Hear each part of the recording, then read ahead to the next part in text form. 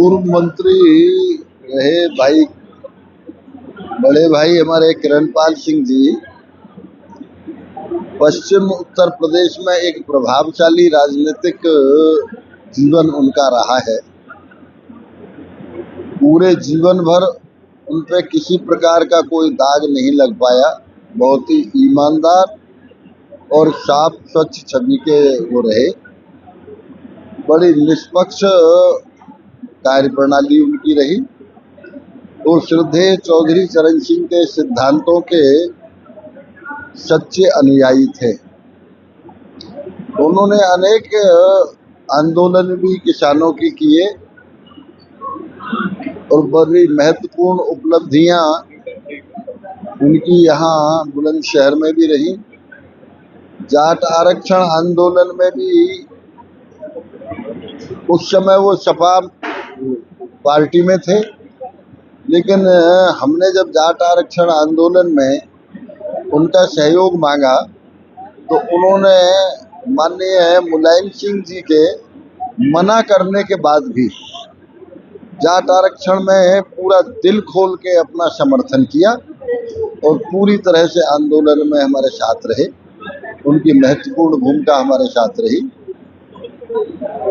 वो एक ऐसे व्यक्तित्व के धनी थे जिन्होंने 1 रुपया भी कभी अपने चुनाव में अपने घर से नहीं लगाया।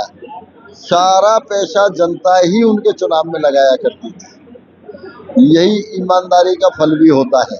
मैं यही कह रहा हूँ, ये सारा सफर हमारे साथ ही रहा राजनीति का उनका।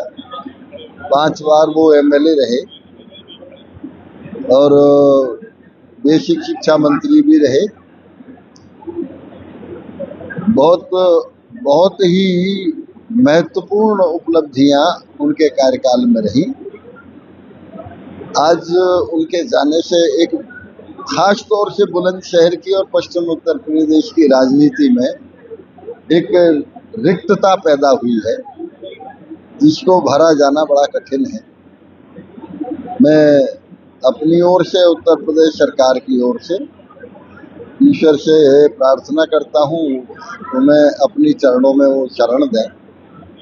देखिए, मुझे ऐसा नजर आ रहा है जैसे राजनीति के उस युग का अंत हो गया जहां एक राजनेता सिर्फ जनता के लिए जीता था।